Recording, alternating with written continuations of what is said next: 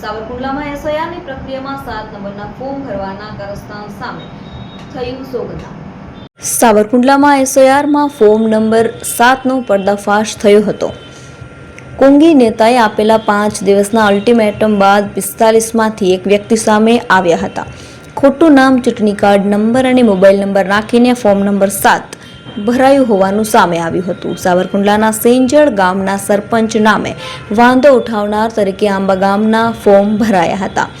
એસઆઈઆરની પ્રક્રિયામાં 7 નંબરના ફોર્મ ભરવાના કારસ્તાન સામે સોગંદનામું થયું હતું।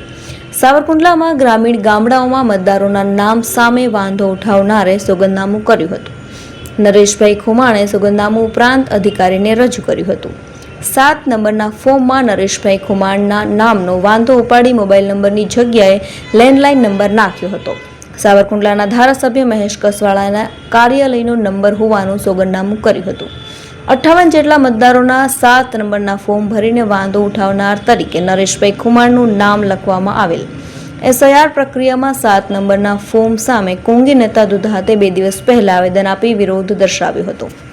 મારું નામ ખુમાણ નરેશભાઈ ભરતભાઈ છે અને હમણાં જે એસઆર બાબતની જે કામગીરી હતી એમના જે 7 નંબરના ફોર્મ ભરાણા અને મારા ચૂંટણી કાર્ડ નંબરનો ઉપયોગ કર્યો અને એમની અંદર જે સાઇન હતી એ મારી ઓરિજિનલ છે નહીં, મને ખ્યાલ નથી અને મારી જાણ બહાર આ બધું થયેલું છે અને હું સોગંદનામું મામલતદાર સાહેબમાં રજૂ કરું છું।